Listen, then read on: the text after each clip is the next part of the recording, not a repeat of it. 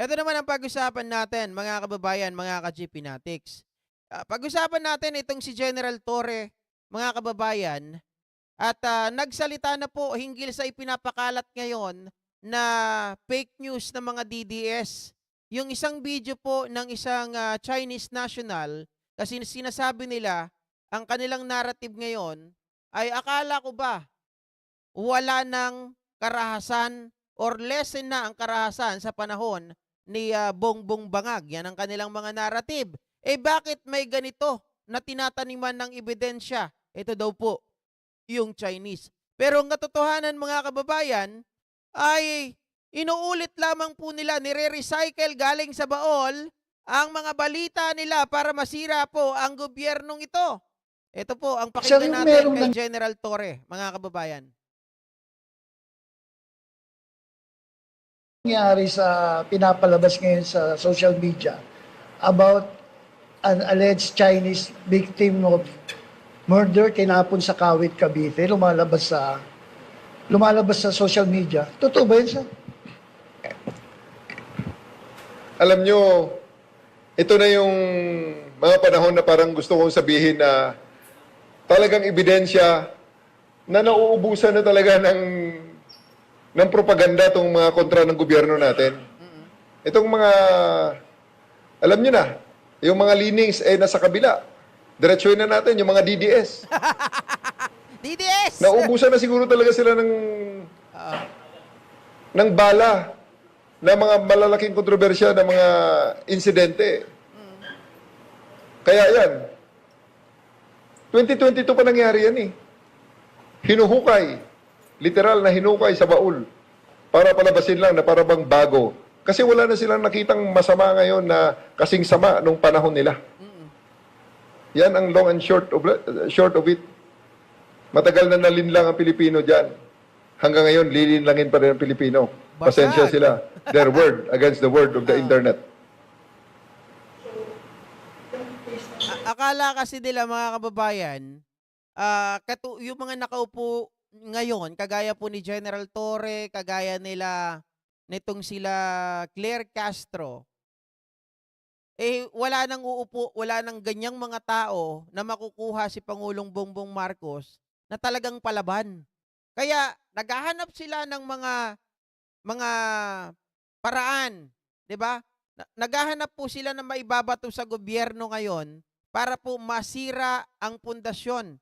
Para po mga kababayan, magalit ang taong bayan sa gobyerno at palabasin na marami po talagang karahasan, krimen na nangyayari. At hindi lang yon, hindi lang basta krimen, hindi lang karahasan, bagkos mga kababayan, ang gobyerno daw na to, pinapalabas po nila na gumagawa lang ng kwento na kunwari may mga accomplishment at yun nga, yung tanim ebidensya para palabasin daw na yung mga investigasyon na ginagawa ay malinaw at naresolbahan daw yung mga problema. Yun ang mga narrative nitong mga DDS ngayon. Pero hindi nila alam, palaban si General Torre, palaban si Atty. Claire Castro na de-debunk ng maaga yung kanilang mga sentimiento, mga fake news na pinapakalat. Yun naman ang mahalaga eh. Di ba lagi kong sinasabi, hindi uso dito yung sasabihin mo, ay wag na tayong sumagot. Kasi fake news. Hindi mo na kailangan patulan pa, fake news nga eh, mali. Ngayon, applicable doon sa kabilang kampo yung mga hindi po na-inform properly na kapag hindi ka sumagot sa alegasyon, mga kababayan, sa kanila ang dating niyan, silence means yes. So dapat ang applicable dito, kapag kayo ay binato, batuhin mo rin kaagad. Huwag ka magpatumpik-tumpik, lalo kung wala kang kasalanan. 'Di ba? Batuhin mo po, i-debunk mo, maglabas ka ng pruweba, sigurado matitigil po ang kanilang disinformation na ginagawa. Kumbaga yung usok pa lang, eh mapapatay mo na kaagad. Hindi na aabot sa sunog. Kapag pinaabot mo sa sunog, marami na silang napaniwala. Marami na po, mga kababayan, na nalaso na ang mga utak. Kagaya dati, di ba yung sa PCO, nagkaroon ng problema. Sabi ko nga, hindi sumasagot yung mga nasa PCO. Kaming mga vloggers, we already volunteered ourselves, mga kababayan, na kami na ang magdedebunk. Batuhan nyo kami ng pruweba, ng ebidensya, ng dokumento. Kami ang magdi-deliver. Ang problema ata, mga kababayan, magre-reply 3 linggo. Magre-reply 1 buwan. Wala na. I-debunk mo man, nalihis na ang utak ng karamihan. Nalason na ang utak ng taong bayan. Halak ka. O, paano mo pa sasagutin yun? Ang sunog ba, mga kababayan, kapag nasunog yung bahay, maibabalik mo pa? The same structure? Maitatayo mo pa yung abuna? Siyempre hindi. Magpapatayo ka ngayon ng bago. Kung doon, magpapatayo ka ng bago, marami na namang proseso na dadaanan bago mo maitayo ulit yung sarili mong tahanan. Or kapag doon sa problema, masasabi natin, bago mo maibangon yung sarili mo, bago malinis yung pangalan mo, dadaan ka muna sa sandamakmak, di ba, ng mga hurdles. Kaya mo pa bang paniwalain? Yung mga tumaliwas na ang mga utak, yung mga nalaso ng utak, syempre, prevention is better than cure. Hindi naman. Early part ng Marcos administration, September yan. 4 months after ng assumption ng ating presidente. Talagang yan, mga remnants ng diba? Hangover ng previous administration.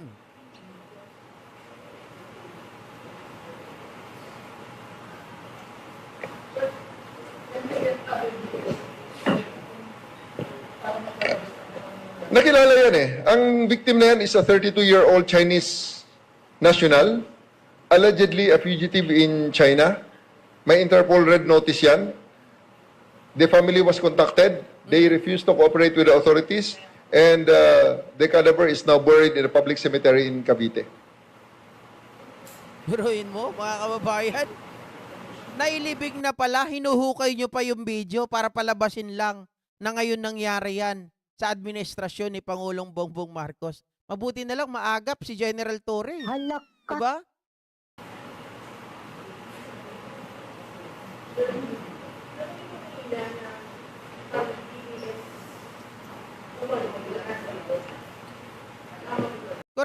Correct, Ayu. Pinabayaan lang nila yung fake news, di ba? Dapat sana naghigpit ang government sa fake news. Saka sana tinutulungan din ng gobyerno ang mga PBBM vlogger para nakontra yung fake news. Yun nga yung gusto kong ipaliwanag. Nung nakaraan kasi medyo na gugulumihanan din ako. Medyo tuyot din ang utak ko ata, mga kababayan, dahil nga laging walang tulog. Ingay ng mga tuta. Parang iba ang dating ng pagpapaliwanag ko kasi pinakinggan nyo ulit Hindi po kami nangihingi ng pera. Kung nagsalita man si Mike Abe tungkol doon sa napakatipid daw ni Pangulong Bongbong Marcos, yun ay kanya. 'Di ba? Kami, yung pagiging tipid ni Pangulong Bongbong Marcos, okay lang din yan. What matters most sa amin, mga kababayan, is that kapag mayroong kailangang i-debunk, sabi ko nga kanina, we offer ourselves. Mga kababayan, sabi namin, kami na ang tatrabaho, kami na ang magde-debunk. What we need coming from you is that may research team kayo. Diba? Mas madali sa inyong makahanap to debunk this statement na nanggaling doon sa mga DDS. Ipadala nyo yung article sa amin. Ipadala nyo yung video. Re-reaction na namin. Diba mas mabilis yon, mga kababayan? Total, ituloy, meron namang budget para po doon sa anti-fake news Kasi nung panahon ni Garapil, natatandaan ko, naglabas sila ng budget para sa paglaban sa mga fake news. Bakit hindi ituloy yun?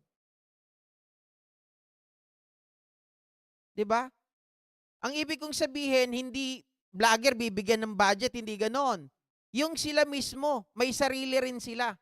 Na kaagad mag-post sila sa kanilang social media na sasabihin, fake news ito. Debunk. Diba? Na fact check. Ito yung sagot. O kami naman, si vlogger, dadampot lang kami dyan, reaksyonan namin, okay na. Di ba? Mas mahirap kasi pigilan kapag nalaso na ang utak ng mga kababayan natin dahil walang sumasagot. Ganyan po ang nangyari noon. Kaya medyo nahirapan tayo sa totoo lang. 'Di ba? 'Yun. Sabi ni Carmina B, medyo na-hurt nga ako sa sinabi ni Mr. Mike Abe. Hindi, ako naman naiintindihan ko nagets ko yung sinasabi ni Mike Abe, mga kababayan. Kumbaga, dito kay Pangulong Bongbong Marcos, ganito ang gusto niyang sabihin. Yung sa Duterte admin, mga kababayan, talagang sinuportahan po nila. Yung mga vloggers, yung media, talagang kumbaga pinapakimkim, anong tawag nila doon? Talagang pinakikisamahan nila yung mga yon. Dito naman kay Mike Abe, ang gusto niya parang sabihin, mga kababayan, suportahan yung mga vloggers, yung media na sumusuporta rin kay Pangulong Bongbong Marcos. Meron siyang binabanggit, 'di ba, na kahit panggas man lang. Kumbaga maliit na bagay, mga ka-GP Natics. Kung kaya ng nakaraang administrasyon, bakit kahit papaano mag-ano ka lang, 'di ba? Para ganahan yung mga ano. Pero again, hindi ko po saklaw yung utak ng pangulo natin. Pero masasabi natin kung ang kabilang kampo gumagamit ng taktika ng pera, 'di ba? Siguro may pamamaraan din. Yun nga po yung sinasabi ko na naglabas sila ng budget para sa anti-fake news. Bakit hindi gamitin yun? Pero sa aming vloggers na nag-offer ng aming sarili, hindi yun ang hiling namin. Ang hiling lang namin, kasi dito sa content, pag may binabato sila, may de-debunk galing sa kabilang kampo, pag may binato sila na articles, may binato sila na pandebunk doon sa sinasabi ng kabilang kampo, content yan. Hindi namin kailangan ng bayad.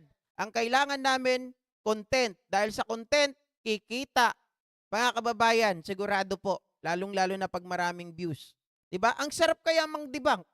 'Di ba? Pag sigurado ka doon sa article mo, pag sigurado ka doon sa hawak mo na ebidensya, hindi ka po mamumroblema. 'Di ba?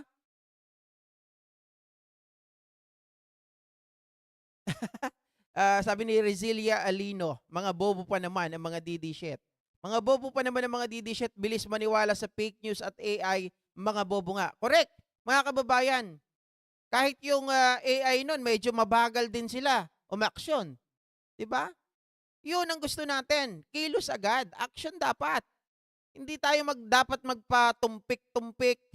Pabayaan mo. Kasi pag matagal kang nag-response doon sa kanilang mga ibinibintang, lumalabas po, mga kababayan, napilayan ka na ng husto, paano mo pa maibabalik yun?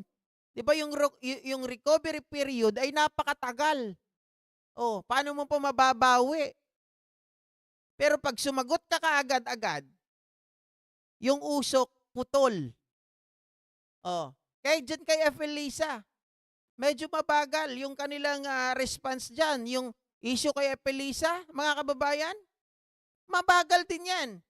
Although nagsalita si Atty. Claire Castro, pero nababagalan din ako, mga kababayan, hindi sila nakakuha. Although nagpapaliwanag tungkol po dyan sa First Lady Liza, nagpunta doon sa kasama ng mga Girl Scout. Kulang kasi, nakulangan lang ako, mga kababayan, pero hindi ko naman sinasabi na kagaya nung dati na wala talaga, as in, walang ginawang effort to debunk the statement coming from the DDS side. 'Di ba?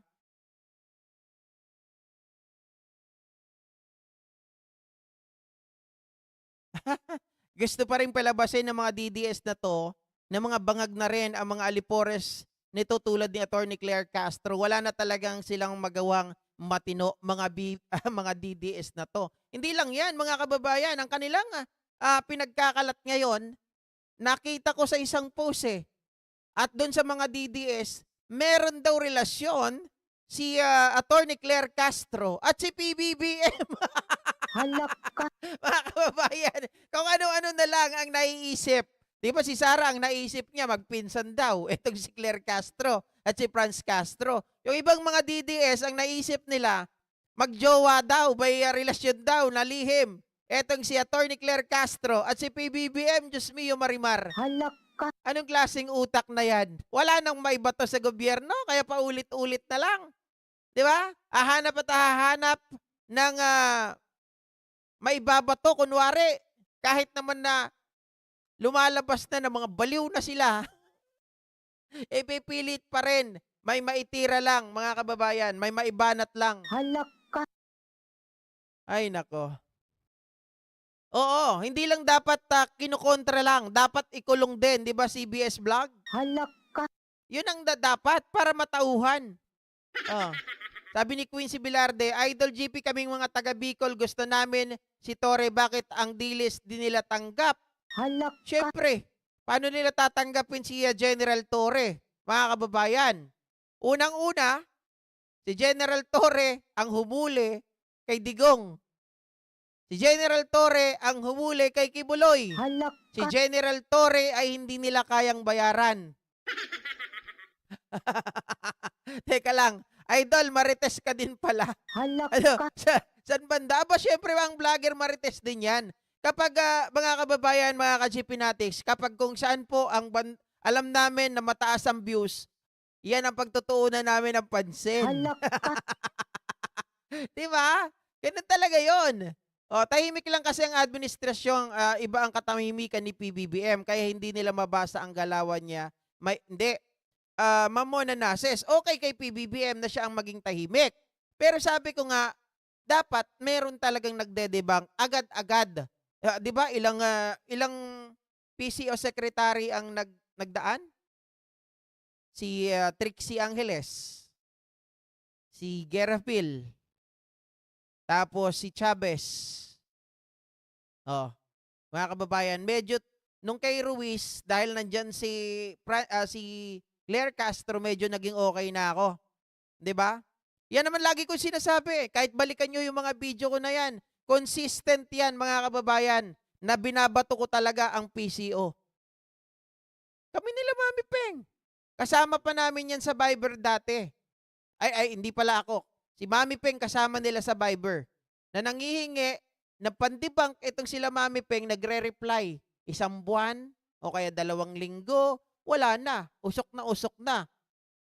Tupok na yung bahay. Kumbaga bahay na nasusunog, sunog na eh. Saka pa lang magre-reply. Hala ka.